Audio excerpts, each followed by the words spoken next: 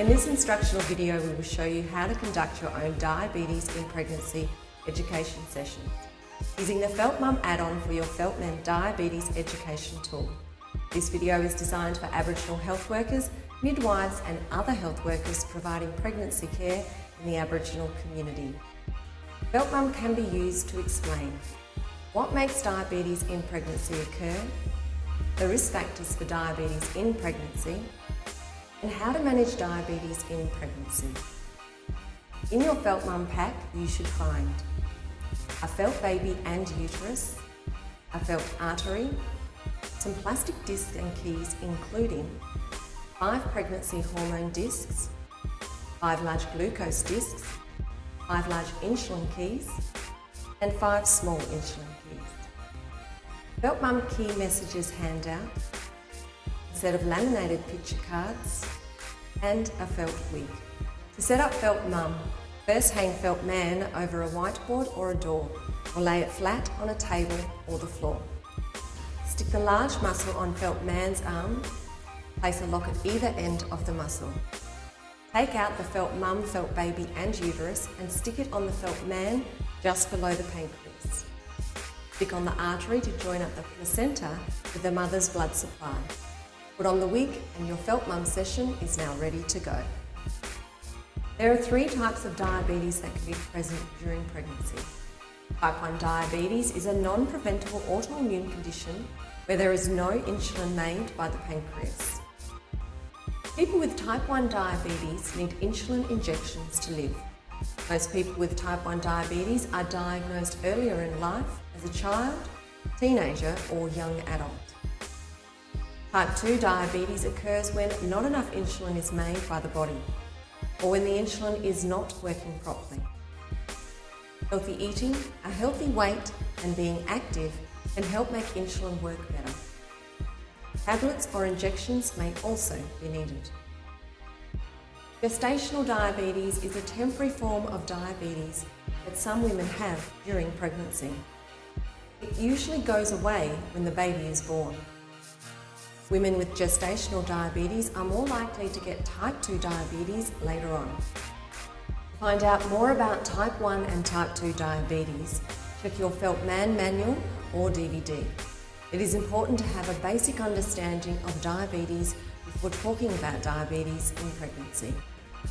Now we will look at how you can use Feltmum to explain some of the key messages about diabetes in pregnancy. First, let's look at how food is digested and used in the body. When we eat carbohydrate food, it goes into the stomach and intestine where it is broken down into glucose. You can use the glucose discs to show this. Glucose provides energy for the mother. The glucose is absorbed into the mother's bloodstream for the intestine. To show this, move the discs from the intestine into the bloodstream. In the bloodstream, the glucose travels to all parts of the body, including the placenta. Glucose crosses the placenta to provide the baby with energy. It is important to remember that insulin cannot cross the placenta. The baby's pancreas produces its own insulin, which you can show with the small insulin key in your Feltmum kit. The mother's body uses insulin to get the glucose from her bloodstream into her muscle cells. After a meal, the mother's blood glucose level rises. The pancreas senses this and releases insulin into the bloodstream. You can use the insulin keys to show how insulin travels along the bloodstream to the muscle.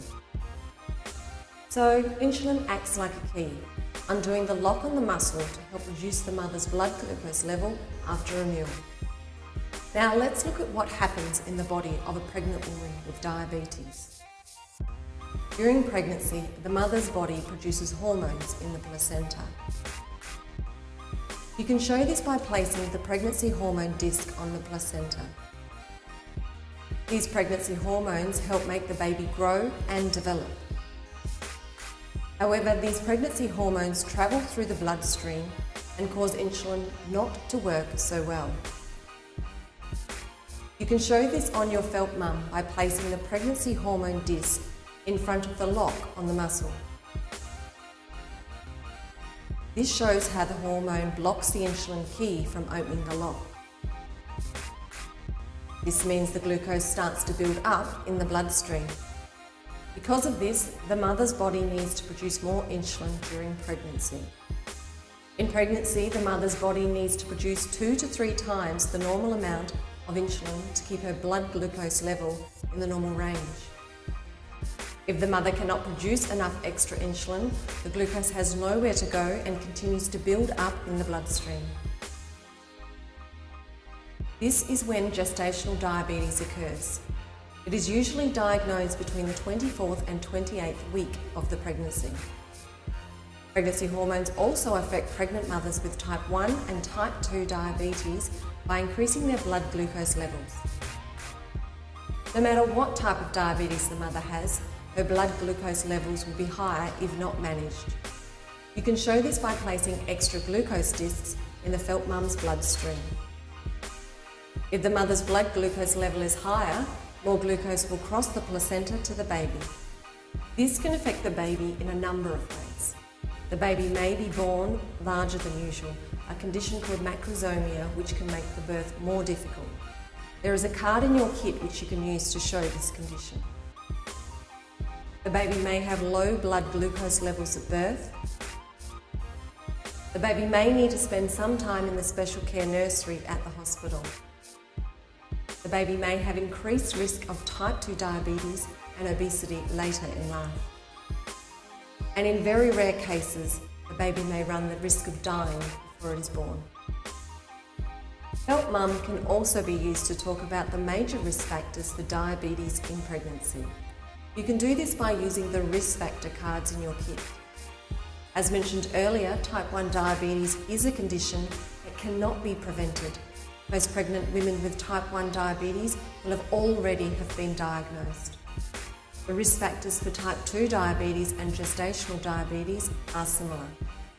These include gestational diabetes during a previous pregnancy, high blood glucose levels in the past, the mother's age, risk increases with age, a family history of diabetes, having a baby born with a birth weight of 4,500 grams or higher, or if the baby was born in the 90th centile, pre-existing polycystic ovary syndrome, taking certain medications during the pregnancy that can raise blood glucose levels, previous adverse pregnancy outcomes such as miscarriage, birth defects or stillbirth, and being overweight or gaining more weight than is healthy during pregnancy. Even if a woman is overweight, pregnancy is not a good time to go on a weight loss diet. For advice about weight management, seek referral to a dietitian.